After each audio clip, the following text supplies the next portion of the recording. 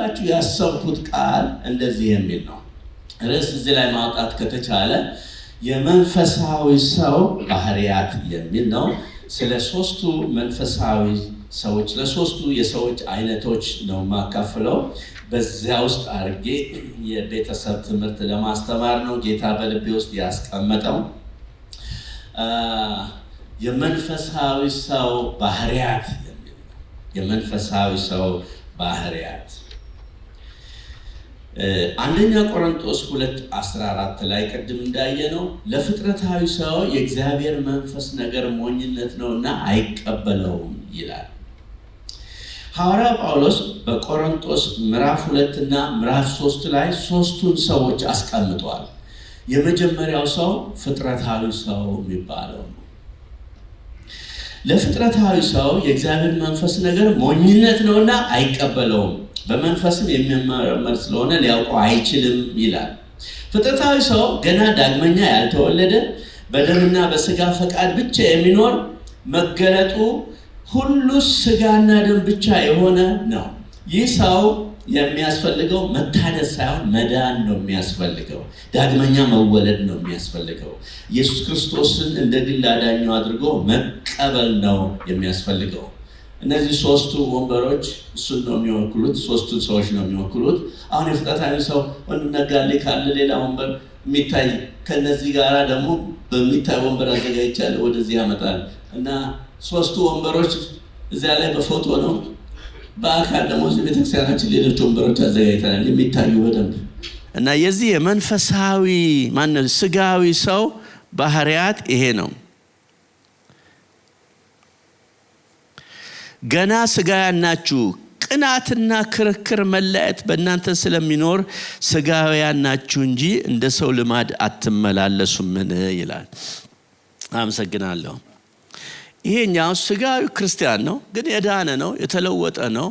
ይዘምራል፣ ያገለግላል፣ ብዙ ነገር ያደርጋል። መሳደብም ካስፈለገ በመሳደብ ያገለግላል። መማታትም ካስፈለገ፣ መለያየትም ካስፈለገ፣ መፋታትም ካስፈለገ ምንም እሱ የማይወደው ሲጋራ ማጨስ አይወድም፣ መጠጣት አይወድም። ብዙ ጊዜ እነዚህ ኖ ነው። ማሪዋና ኖ ነው የሚለው፣ ማጨስ ኖ። ፍቺስ ምን ይደረግ ፍቺ ሰው ነኝ ይላል እና እንደዚህ አንዳንድም ማሪዋናውም ሲጋራውም መጠጡም አይቀርም።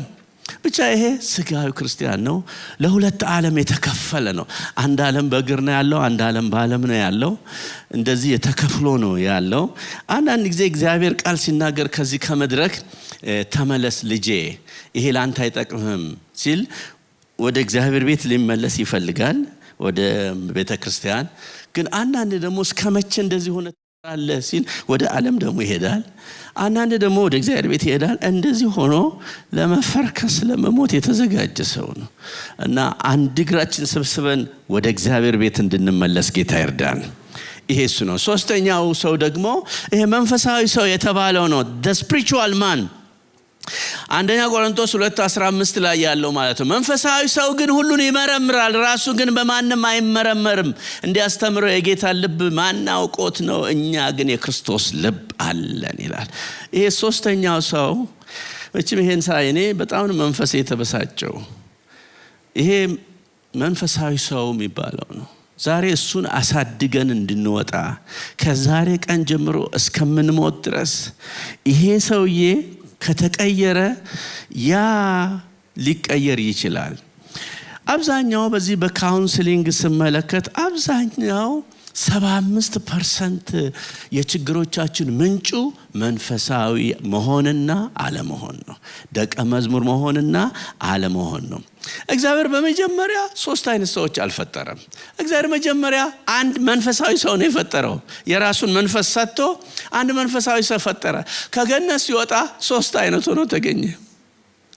ከዛም በኋላ እግዚአብሔር ልጁን ኢየሱስ ክርስቶስ ላከና በኔ ያመነ የዘላለም ሕይወት አለው፣ እርሱ መንፈሳዊ ነው፣ በኔ ያላመነ ግን አይደለም አለ።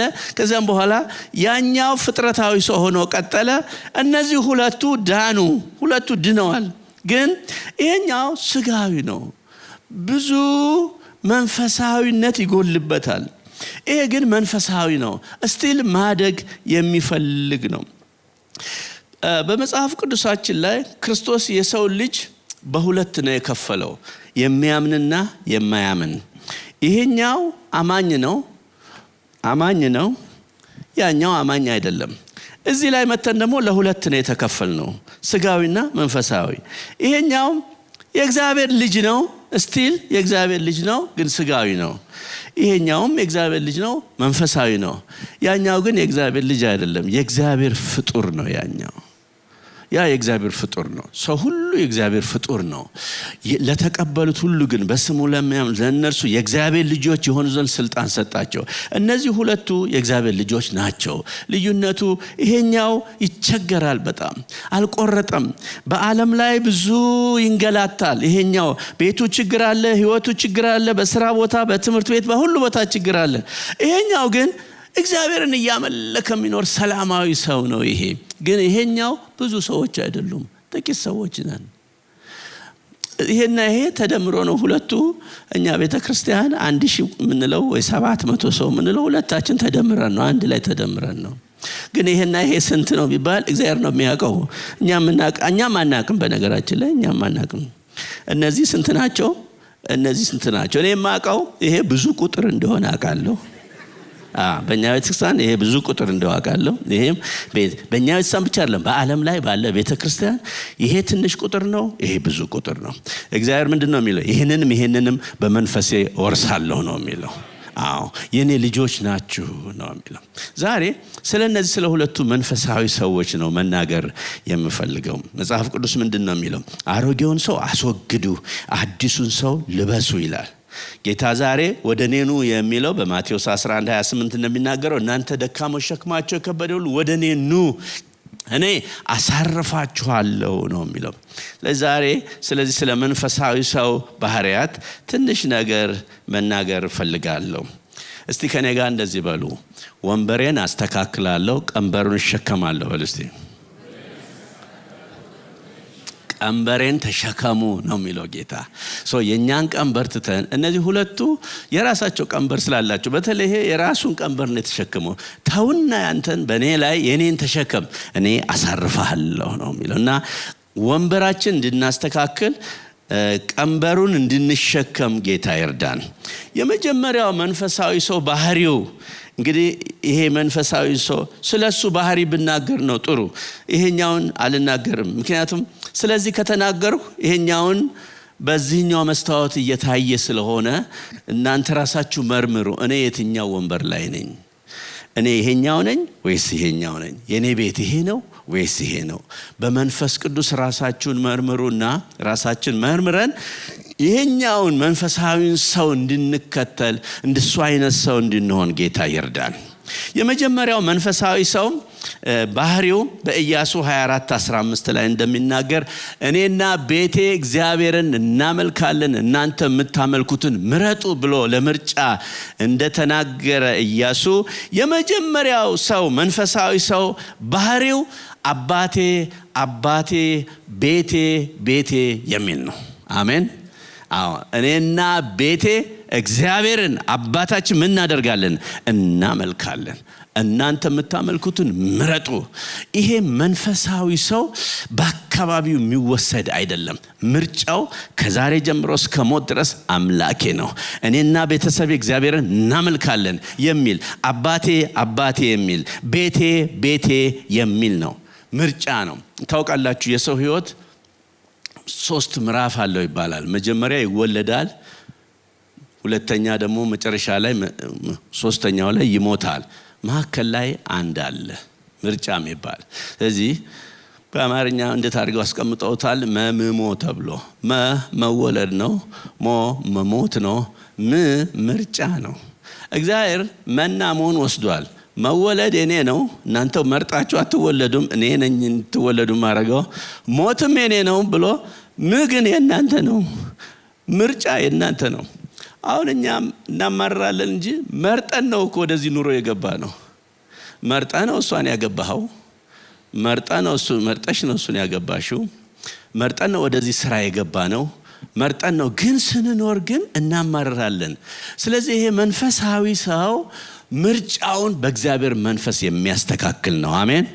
ራሱ አብርሃም እንኳን በመጽሐፍ ቅዱሳችን ስንመለከት ስለ ትዳር እንኳን ስለ ልጆቹ ሲያስብ ስለ ይስሐቅ ሲያስብ እንደዚህ አለ። ባሪያውን ጠርቶ አካሄደን በፊቱ ያደረኩለት እግዚአብሔር መልአኩን ካንተ ጋር ይልካል፣ መንገድህንም ያቀናል። ለልጄም ከወገኖቼ ከአባቴ ቤት ሚስትን ትወስዳለህ። ከአባቴ ቤት ይሄ መንፈሳዊ ሰው አባቴ ቤቴ የሚል ነው። እንደዚህ አይነት ሰው ሰላም ነው። ታውቃላችሁ ይሄ አባቴ የሚሉ ቤቴ የሚሉ ሰዎች ተደምረው ለምድሪቱ ሰላም የሆኑ ሰዎች ናቸው። እግዚአብሔር ይርዳን። አባቴ ቤቴ የሚል አንድ አይነት ባህሪ ያለው ነው። ይሄ መንፈሳዊ ሰው አንድ አይነት ነው ያለው። የእግዚአብሔር መንፈስ የሚቆጣጠረው ነው። በቤት እንደ በውጭ በቤተ ክርስቲያን ሌላ ሰው ማለት በቤተ ክርስቲያን እንደ ጳውሎስ አይነት ሆኖ በቤት እንደ ዳቢሎስ አይሆንም። ይሄ ሰው በውጭ እንደ አንበሳ ሆኖ በቤት አበሳ አይሆንም። በውጭ አልጋ ሆኖ በቤት አለንጋ አይሆንም። ይሄ መንፈሳዊ ደብል ፌስ አይደለም። ይሄ መንፈሳዊ ሰው በቃ አንድ ነው። ስትገለብጡት በዚህ እንትን አንድ አይነት ሰው ነው። ቤትም ያው ነው፣ ውጭም ያው ነው። ይሄ መንፈሳዊ ሰው ሁሌ እሱ መንፈሱ አባቴ ነው የሚለው። የአባቴ መንፈስ ይምራኝ፣ አባቴ፣ ቤቴ፣ ልጆቼ፣ ባለቤቴ፣ ሚስቴ፣ ባሌ ነው የሚለው። እንደዚህ ማለት መንፈሳዊነት ነው፣ ኃጢአትም አይደለም። ወጣቶችም እንደዚሁ ትዳር በሚመሰርቱ ጊዜ ሁሉ በአባቴ ቤት ነው ማገባው ነው የሚሉት። መንፈሳዊ በአባቴ ቤት በዚሁ ነው ማገባው። አንዳንድ ወጣቶች እንደዚህ ይላሉ፣ በቤተ ክርስቲያን ፈልገን አጣን፣ የለም በአባታችን ቤት የለም፣ በዓለም ግን አለ። ስለዚህ መስክረን ብናገባ ምን ችግር አለ ይላል መጽሐፍ ቅዱስ። መስክራችሁ ወደ መንግስተ ሰማይ አስገቡ እንጂ ወደ ቤታችሁ አስገቡ አይልም። ስለዚህ አባቴ ቤቴ የሚል ሰው እግዚአብሔር በቤቱ ያዘጋጃል። እዚሁ ታገሱ፣ እዚሁ ጠብቁ።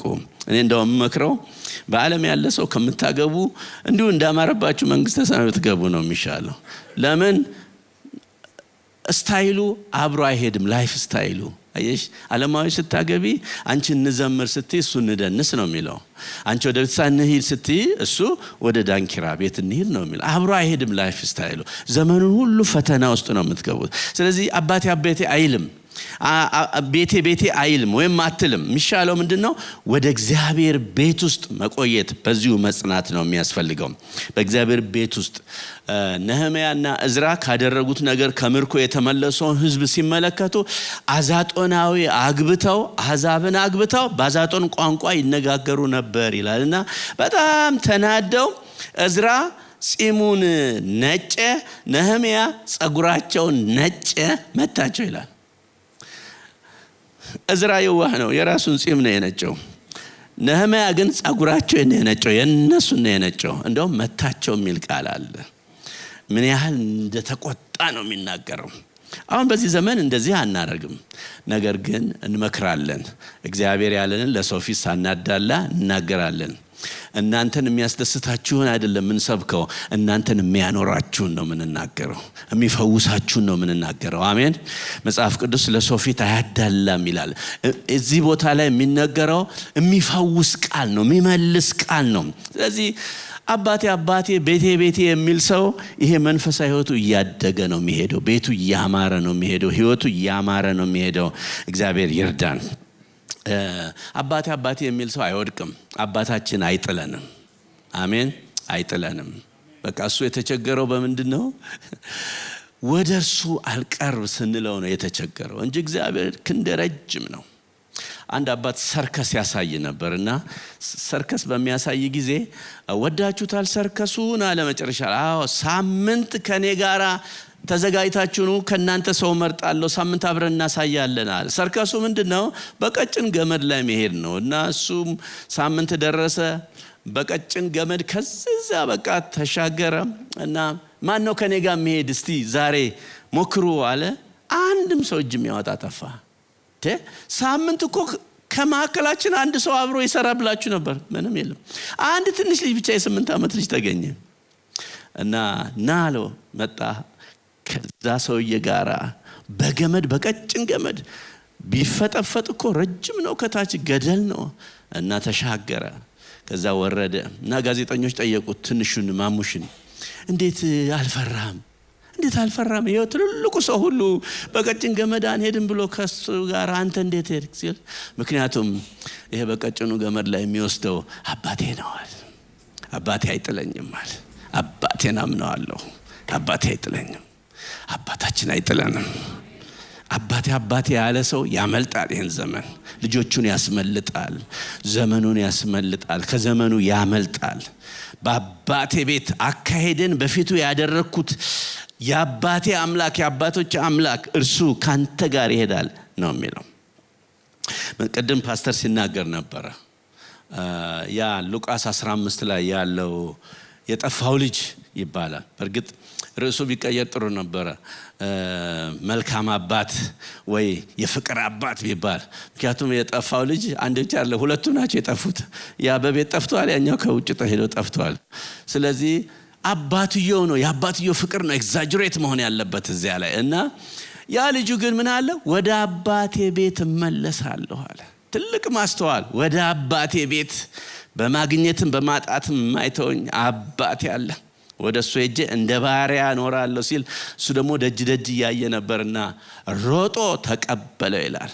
አባታችን ይቀበለናል በተለያየ ሁኔታ። አንዳንድ ሰዎች ሲጣሉ፣ በተለይ በትዳር ሲጣሉ የመጀመሪያ እርምጃ የሚወስዱት ከአባታቸው ቤት መቅረት ነው፣ ከቤተክርስቲያን መቅረት ነው። በጣም መጥፎ እርምጃ። ምንም እንሁን ይሄ እኮ የጻድቃን መሰብሰቢያ አይደለም፣ የኃጢአተኞች ሁሉ መሰብሰቢያ ነው የእግዚአብሔር ቤት። ወደዚህ መተን ንስሐ ስንገባ እግዚአብሔር ይቅር ይለናል። ወደ መታረቁ ምንመጣው፣ ወደ መፈወሱ ምንመጣው አባቴ ቤቴ ስንል ነው። እግዚአብሔር ይርዳን። መጽሐፍ ቅዱሳችን እንደዛ ነው የሚለው። ሁለተኛው የመንፈሳዊ ሰው ባህሪ፣ ሁለተኛው መንፈሳዊ ሰው ሁሉን እየመረመረ እንጂ በሁሉ እያማረረ አይኖርም። አንደኛ ቆሮንቶስ 2:15 እዚያው ላይ እንደምናየው 2:15 ላይ መንፈሳዊ ሰው ግን ሁሉን ይመረምራል፣ ራሱ ግን በማንም አይመረመርም ይላል። መንፈሳዊ ሰው ሁሉን እየመረመረ እንጂ በሁሉ እያማረረ አይኖርም። እስቲ ህይወታችን እንመልከት። ስለ ስራ እናማረር ይሆን? ስለ ትዳር እናማረር ይሆን? ስለ አገራችን ስለ ፖለቲካው እናማረር ይሆን? ስለዚህ ምድር እናማረር ይሆን? አሁን ኑሮ ጨመረ። ማማረር እኛን የሚያኖረን የሰራዊት ጌታ እግዚአብሔር ነው። አሜን። መንፈሳዊ ሰው እየመረመረ ሁሉን እየመረመረ ነው እንጂ የሚኖረው እያማረረ አይደለም የሚኖረው። ወገኖቼ እስራኤላውያኖች ከ2 ሚሊዮን በላይ ሆነው ነው ከግብጽ የወጡት። ነገር ግን 2 ሰው ብቻ ነው ወደ ተስፋይቱ ምድር የገባው። ሌሎች በሙሉ በምድረ በዳ አለቁ በምድረ በዳ። የሚያማረረው ትውልድ በሙሉ በምድረ በዳ አለቀ። ወደ ግብጽ ወደ ከነዓን የገቡት ምድረ በዳ የተወለዱት ልጆች ናቸው። ምክንያቱም እነሱ በአብዛኞቹ አያማርሩም። ለምን?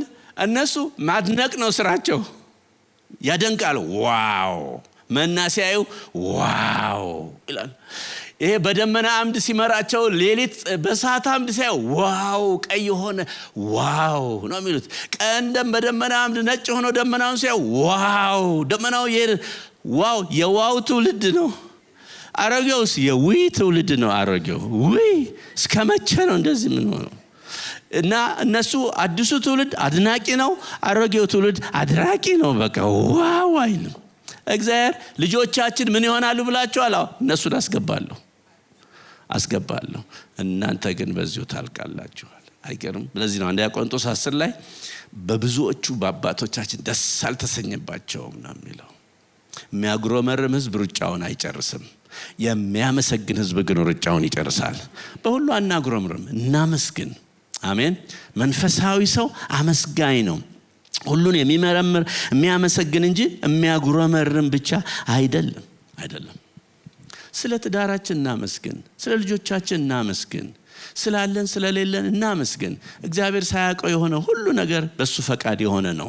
ይሄ መንፈሳዊ ሰው አመስጋኝ ነው። አያጉረመርምም፣ አያማርርም። አንድ ሴት ባለቤቷን ዘወራለችና አሁን እኔ ብሞት ሌላ ሴት ታገባለህ አለች።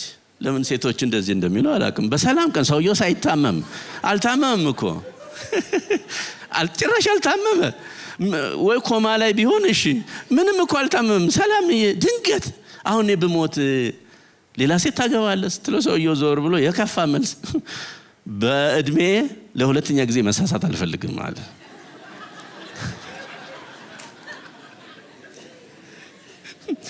ለሁለተኛ ጊዜ መሳሳት አልፈልግም። ስለዚህ የመጀመሪያው እሷ ምንድነች ማለት ነው? ስተት ነች ማለት ነው። እሷም በስተት ነው ያገባው። ስለዚህ ያጎረመረመ ነው የሚኖረው፣ ደስተኛ አይደለም በትዳሩ ማለት ነው። ተሳስተን አይደለም የተጋባ ነው፣ በእግዚአብሔር ፈቃድ ነው የተጋባ ነው። ስለሚስትህ አመስግን፣ ስለ ባለቤትሽ አመስግኝ። ስናመሰግን ያለውን ችግር እግዚአብሔር ያስተካክላል። መንፈሳዊ ሰው ሁሉን የሚመረምር እንጂ በሁሉ የሚያማርር አይደለም። ልጆቻችንም ይመለከቱናል፣ ተመልካች አለን። እኛ ስናመሰግን ሲያዩ ያመሰግናሉ፣ ስናማርር ሲያዩ ያማርራሉ። ልጆቻችን ይጠይቁናል ሁሉ ጊዜ። ልጆቻችን በጣም ይጠይቁናል። እነሱ ራሳቸው የተለያየ ጥያቄዎች ይጠይቃሉ። እንደውም ይላል የአበሻ ወላጆች ኖ ብቻ ነው የሚያውቁት ይላሉ። ኖ እንዲህ አባዬ እንደዚህ ኖ፣ ማዬ እንደዚህ ኖ ኖ ኖ። ለልጆቻችን አንድ አፕሮች ዛሬ መናገር ፈልጋለሁ። አፕሮቻችን ኖ ብቻ ሳይሆን የስ ኖ ቢሆን ጥሩ ነው። ለምሳሌ እሁድ ጧት እዚህ ስፖርት ቤት ውሰደኝ ኮማንዶ ጁዶ ኮማንዶ ቢል ወንድ ልጅ እሁድ ጧት ኖ ኮማንዶ፣ እሁድ ከሰዓት የስ ኮማንዶ የሚል ማለት ነው። እሁድ ጧት ኖ፣ እሁድ ከሰዓት የስ። መንፈሳዊ ሰው ሁሉን ይመረምራል። ኖና የስ አፕሮች ደግሞ ኳይት ታይም ሳይሆን ኳሊቲ ታይም ነው ለልጆቻችን መስጠት ያለብን። አብዛኛው ባል ይቅርታ ዛሬ ፋዘርስ ዴይ ነው፣ ያው መቼም ይደረግ ፋዘሮች ኳይት ታይም አይደለም ልጆች የሚፈልጉት። ኳይት ታይም ቤቱ ጸጥ እንዲል ይፈልጋሉ። ችግር አለ ማለት ነው። ጸጥ ካለ ከማየ ጋር ሲጫወቱ ቆይተው ልክ አባዬ ሲመጣ ኳይት ታይም ዝም በሉ ዝም ገቡ ማለት ነው። ታቦት የገባ ነው የሚመስለው። በቃ ወደ ቤት ስንገባ አባዬ መጣልኝ ነው የሚሉት ልጆች ወይስ መጣብን ነው የሚሉት? ማየ ምን ትላለች? ባለቤት የመጣልኝ የቀኑን ድካሜን ሁሉ አካፍለዋለሁ ነው የምትለው ወይስ መጣብኝ ነው የምትለው? ኳይት ታይም ለባልና ሚስት ነው የሚያስፈልገው። ለልጆች ኳይት ታይም ሳይሆን ኳሊቲ ታይም፣ ጥሩን ጊዜ መስጠት ነው ለልጆች የሚያስፈልገው። ኢትዮጵያ 50 ባልና ሚስቶችን ሳስተምር የወንድና የሴት ባህሪ የተለያየ እንደሆነ ለማወቅ ፈልጌ 50 ባልና ሚስቶች ናቸው እና 25 ሚስቶችን አንድ ክፍል አረኩ፣ 25 ባሎችን ሌላ ክፍል አረኩና ጥያቄ ሰጠዋቸው። ከ1 እስከ 10 አልኳቸው ለሁለቱም። ባለቤቴ ከ1 እስከ 10 ይሄን 10 ነገሮች ቢያደርግልኝ ዘመኔ ሁሉ በደስታ እኖራለሁ፣ ትዳሬ ደስታ ነው፣ ማግሮመረም አይሆንም የምትሉ ሴቶች ባለቤቶቻችሁ የሚያደርጉላችሁን ከ1 እስከ 10 ጻፉ አልኩ እና መጻፍ ጀመሩ። እና ወንዶችንም ደግሞ ከ1 እስከ 10 ብቻ ሚስቴ ብታደርግ ይሄን አንደኛ ይሄን ብታረግ ሁለተኛ ይሄን ብታረግልኝ በቃ ዘመኔ ሁሉ የደስታ ነው የሚሆነው፣ የፍስሐ ቤት የልልታ ቤት ነው እንጂ የሚሆነው ድንኳኔ የሪታ ቤት አይሆንም የምትሉን ጻፉ አልኩ። ጻፉ። መጨረሻ ላይ አንዳንድ ተወካይ አድርጋችሁ እዚህ መድረኩ ላይ ታነባላችሁ እና አንዳንድ ተወካይ ወጥተው ሲያነቡ እኔ መስማት የፈለኩት ሴቶች አንደኛ የጻፉት ምን እንደሆነ ነው። ወንዶች አንደኛ ያስቀመጡት 9 አይደለም ያሳሰበኝ። እኔ አንደኛ ምን እሱ ነው ወሳኙ ለዘጠኞቹ። እና በኋላ ሴቶቹ ወጥተው እኛ አንደኛ ያስቀመጥነው ባሎቻችን ከስራ በጊዜ መተው ልጆች ሳይተኙ ቢያስጠኑ ቢያደርጉ ደስ ይለናል። በቃ ልጆች ሳይተኙ ቢመጡ የሚል ነው አንደኛ። ወንዶች አንደኛ ያስቀመጡት ምን ቢሆን ነው? አንደኛ ያስቀመጡት ከስራ ስንመጣ ልጆችን አስተኝተው ቢጠብቁን ደስ ይለናል የሚል ነው። በቃ እነሱ ሳይተኙ ሚስቶች ሳይተኙ ልጆችን ግን ጠቅላላ አስተኝተው ይሄ ኳይት ታይም በቃ አርገው በቃ። ታውቃላችሁ የወንድና የሴት ባህሪ የተለያየ ነው። ሰውየው ላይ መፍረድ አያስፈልግም። አንዳንዴ ያስተኝም መጠበቅ ነው። ሁሌ ደግሞ ማስተኛት አያስፈልግም። በጊዜ መጥቶ ማስጠናት አለበት። ደግሞ የወንድ ባህሪ ደግሞ ሚስቱ ጋራ ኳሊቲ ታይም ማሳለፍ ይፈልጋል። ስለዚህ ለሱም ኳሊቲ ታይም መስጠት ነው እና ባህሪያችን የተለያየ ነው። መንፈሳዊ ሰው ግን ሁሉን ምን ያደርጋል? ይመረምራል፣ በማንም ግን አይመረመርም የሚለውን ነገር ያስቀምጣል። እስቲ ከኔ ጋራ ወንበሬን አስተካክላለሁ፣ ቀንበሩን እሸከማለሁ እንበል እስቲ። ጌታ ይርዳን። አሜን። ጌታ ይርዳን። አንዳንድ ሰዎች ቢሮ መጥተው እንደዚህ ይሉኛል፣ ፓስተር ደሞዝ የልጆቻችን ነገር በጣም ያሳስበናልና ምን ትመክረናለህ ይላሉ። በጣም ጥሩ ነው። ይሄ ጤናማም ጥያቄ ነው፣ የልጆቻችሁን ነገር ማሳሰቡ። እኔ ደግሞ ከልጆቻችሁ ይልቅ የእናንተ ነገር ያሳስበኛል። ለምን? እናንተ ጋር የሚሆነው ነው የሚፈሰው ወደ ልጆቹ። እናንተ እንዴት ናችሁ? እርስ በርስ ትከባበራላችሁ? እርስ በርስ ትቀባበላላችሁ ወይ? መንፈሳዊ ሰው ማለት መቀባበልና መከባበርን በቤቱ የሚያበዛ ነው። አንድ ሚስጥር ልንገራችሁ ወንዶች፣ በሰላም መኖር ትፈልጋላችሁ? ሚስታችሁን የመጀመሪያ ሚስታችሁን ተቀበሏት። ያላትን ሳይሆን እሷን ያለችውን ራሷን ሴትዮዋን እሷ ተቀበል። ምንም ትሁን ተቀበል። አዳም እኮ ሔዋን ስትመጣ የጨመረችለት ነገር የለም። እሱ እኮ ሀብታም ነው፣ ሁሉ ያለው ነው። ስትመጣ እንደውም ራቁቷን ነው የመጣችው። ልብስ ትጠይቃለች ማለት ነው። እዚህ አዳም ጋር ራቁቷን ነው የመጣችው፣ ምንም ይዛ አልመጣችው። ግን ማንነቷን ነው የተቀበለው፣ ሴትነቷን። ይቺ አጥንት ከአጥንቴና ሴት ትባል ብሎ ሴትነቷን ተቀበለ። ሴትነቷን ተቀበል፣ በሰላም ትኖራለህ። በቃ እሷን ተቀበል። እሷን አፍንጫዋን አይደለም፣ ወገቧን አይደለም፣ ዝናዋን አይደለም፣ ዘሯን አይደለም፣ ሴትነቷን። ክርስቶስ ኢየሱስ የሞተላት ለኔ የተሰጠችኝ የእድሜ ልክ ጓደኛዬ ቤስት ፍሬንድ፣ እሷን ተቀበል። እሱን ተቀበይ። በሰላም መኖር ትፈልጊያለሽ? ሰውየውን ተቀበይ። ራሱን ሰውየውን ነው መቀበል። ዮሐንስ ወንጌል ምዕራፍ 4 ላይ ስናነብ ሂጂና ባልሽን ጠርተሽ ና ያላት ጌታ ይላል ሴትዮዋን። እና ባል የለኝም አለች። በጣም ነው የሚገርመኝ። ሰውየው እኮ ባል ነኝ ብሎ ሶፋ ላይ እግሩን ዘርግቶ ቁጭ ብሏል ቤት ውስጥ እኮ። አልተቀበለችውም። ባል የለኝም አለች። እሷ በነጠላ ሰረዝ ነው ያስቀመጠችው፣ ሌላ ልትጨምርበት ማለት ነው ሰውየው ላይ። አልተቀበለችውም። ስለዚህ ሰላም የለም እዚያ ቤት። ጌታ መጥቶ ነው ታሪክ የቀየረው። ስሙ የተባረከ ይሁን። በሰላም መኖር እንፈልጋለን። መቀባበል እና መከባበር፣ ባህሪዋን መቀበል፣ ማክበር። የድሮ ሚስቶች እናቴን ጨምሮ ባላቸውን አንቱ ነው የሚሉት። ይገርመኛል። አንቱ ከስራ ሲመጡ መጡ እሳቸው ትላለች እናቴ። አንቱ ነው የምትለው። እና እኛንም እናንተ ልጆች አባታችሁ የሚላችሁን ስሙ፣ እሳቸውን ስሙ ነው የምትለው። አሁን በዚህ ዘመን አንቱ እንድትሉን አንፈልግም፣ ገልቱ እንድትሉን ግን አንፈቅድም። ገልቱ በጣም ለባል የሚሰጥ ስድብ፣ መጥፎ ስድብ ነው። እና አንቱ ያራርቃል። እግዚአብሔርንም አንተ ነው የምንለው። እርሶ ያውቃሉ አንለውም። አንቱ አንልም እግዚአብሔርን። አባታችን ነው። ባልም እንደዚህ ነው፣ ሚስትም እንደዚህ ነው።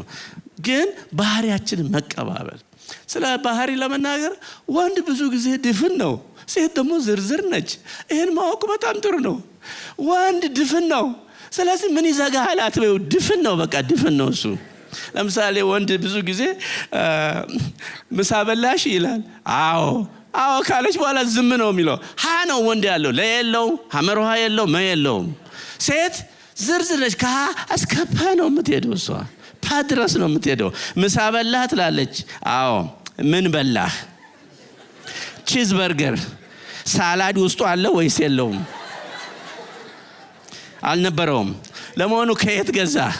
ከሜክዶናልድ። እንዴት ሜክዶናልድ ትበላለህ በዚህ እድሜ? ለመሆኑ ቤት የተሰራ ብትበላ ይሻላል? ፍሪጁ ስንት ሰርች አስቀምጥ። ዝርዝር ነው የኔ ወንድም፣ ዝርዝር ነው በቃ እሷ። ስለዚህ ይሄን ማወቁ ጥሩ ነው። ዝርዝር መሆኗን ካወቅ አብረህ ትመነዘራለህ፣ አብረህ ትዘረዘራለህ። በቃ አብረህ እየተዘረዘርክ ትሄዳለህ። በቃ እሷ ዝርዝር ነች፣ ይሄ ነው ባህሪዋ ብለህ ዝም ብለህ እየተዘረዘርክ መሄድ ነው።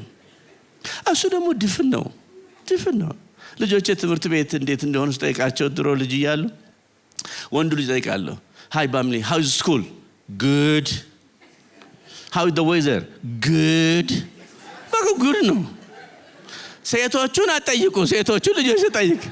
ቤት እንዴት ነበር ትምህርት? ኧረ አባዬ ባስ ውስጥ ስንገባ ጠዋት እዚያ መብራት ላይ ቆመን ገና ከመብራት ትጀምራለች። እኔ እኮ የትምህርት ቤቱን ነው የጠየኩት። ገና ቀኑ ሙሉ ያለችውን ዝርዝር ልታመጣ እኮ ነው። በቃ ዝርዝር።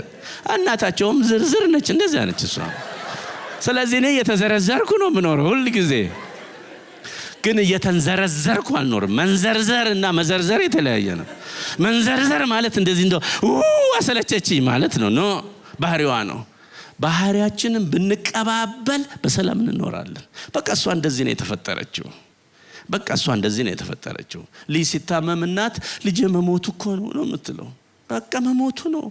የሬሳ ሳጥን በአእምሮ አገስታ ያለቃቀስ ስታይል ነው የምታወጣው እናት። እንዴት ነው ማለቅሰው? ወንድ ደግሞ እንደዛ ይመጣለት አሞታላ ይድናል አይዞሽ ነው የሚለው። አየ እግዚአብሔር እንደዚህ አድርጎ ነው የፈጠረን። ይሄን መቀበል በጣም አስፈላጊ ነው። የመጨረሻው መንፈሳዊ ሰው፣ ይሄ መንፈሳዊ ሰው ባህሪው አራተኛው ወይም ሶስተኛው መንፈሳዊ ሰው ያለውን እያሰበ እንጂ በሰማይ ያለውን እያሰበ እንጂ በምድር ባለው ብቻ እየተሳበ አይኖርም። ቆላስይስ 3 ላይ በላይ ያለውን አስቡ እንጂ በምድር ያለውን አይደለም፣ ሞታችኋልና ሕይወታችሁ በእግዚአብሔር ከክርስቶስ ጋር ተሰውሯልና። ስለዚህም ይላል በላይ ያለውን አስቡ ይላል። መንፈሳዊ ሰው በላይ ያለውን እያሰበ በምድር ባለው ብቻ እየተሳበ አይኖርም። የምድሩን ግደሉ ነው የሚለው የእግዚአብሔር ቃል። ግደሉ፣ ተው ነው የሚለው። እነዚህም ይልና እንደውም ይላል እነዚህም ዝሙት፣ ርኩሰት፣ ፍትወት፣ ምኞት፣ ጣዖት ማምለክ የሆነ መጎምጀት፣ እነዚህ የሥጋ ፍሬዎችን ግደሉ። የመንፈስ ፍሬዎችን ፍቅር፣ ደስታ፣ ሰላም፣ ትዕግስት እነዚህን አብዙ። ያን ጊዜ ይሄ መንፈሳዊነት እያደገ ይሄዳል። ቤተክርስቲያን እየፋፋች ወንጌል እየተጨመረ ይሄ ፍጥረታዊ ሰው እያየ ይሄንን እያየ እየጎመጀ በራሱ በዚህ በሕይወታችን ምስክርነት እየመጡ ይሄዳሉ። ክርስትና እንደነዚህ ባልና ሚስት ሆነው ወደ ጌታ እመጣለሁ ይላል። አለበለዚያ ክርስትና ባፍንጫ ይውጣ ነው የሚሉት። በመኖር እንመሰክራለን ማለት ነው። በመኖር እንደው ምንድነው የሚለው? ጥቃቅን ቀበሮችን አጥምዳችሁ ያዙ ነው የሚለው። አጥምዳችሁ ምን በሉ? ያዙ። መግደልና መያዝ የኛ ስራ ነው፣ ማስወገድ የእግዚአብሔር ስራ ነው። ጥቃቅን ቀበሮችን አጥምዳችሁ ያዙ። ቀበሮች አጥፊዎች ናቸው። በመጽሐፍ ቅዱስ በአጥፊነት ነው የተመዘገቡት። ቀበሮች 300 ቀበሮች በሰዓት አቃጠለና አጠፋ ማሳውን። እንደገናም ደግሞ ለዛች ቀበሮ ሄዳችሁ ንገሯት ዛሬና ነገ ይሄን እናደርጋለሁ ይላል ጌታ። እና ቀበሮች አጥፊዎች ናቸው። ጥቃቅን ቀበሮች በትዳራችን ውስጥ አሉ። መንፈሳዊ ሰው ያንን አጥምዶ መያዝ አለበት። የትዳር ችግር ጥቃቅን ነው፣ ሲጀምር ጥቃቅን ነው። ዝም ስንለው ነው እየወፈረ የሚሄደው።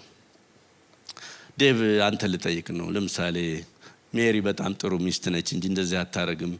በስንጥር ወጋ ብታረግህ ትሞታለህ እንዴ? አትሞትም አይደለ? በስንጥር እሷ በጣም ጥሩ ሚስት ነች እንደዚህ አታረግም እንጂ በፍልጥ ግን ማጅራትን ብትልስ ድብን ነው የምትለው። በቃ እሷ እንደዚህ አታረግም። አውቃታለሁ ሜሪን። ስንጥር ላይ ዝም ስንል ፍልጥ ይሆናሉ። ጥቃቅን ናቸው የትዳር ችግሮች፣ ጥቃቅን ናቸው። እነዛን ግን በጊዜውና በሰዓቱ አጥምደን ስንይዝ እየጨረስን እንሄዳለን። ያን ጊዜ መንፈሳዊ ሰው እያደገ ይሄዳል። መንፈሳዊ ሰው ማን ነው? ቤቴ የሚል አባቴ የሚል በእግዚአብሔር መንፈስ የሚመራ በቃሉ የሚመራ እነሆ ቀኙን ለሚሰጡት ግራውን የሚሰጥ ቀኙን ለሚመቱት ግራውን የሚሰጥ የእግዚአብሔር ሰው እርሱ ነው። መንፈሳዊ ሰው ቤቴ የሚል ነው። እንደዚህ እንድንል ጌታ ይርዳን። እንቀጥላለን። ሌላ ጊዜ እንጸልይ። አሁን ሃሌሉያ።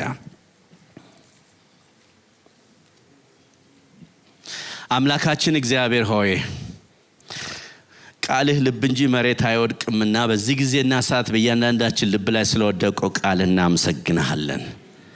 እባክህ ጌታ ሆይ የምድሩን ግደሉ ብለህናል። እግዚአብሔር ሆይ ከፍጥረታዊ ሰው በልጅ በኢየሱስ በኩል አድነህ ልጆችህ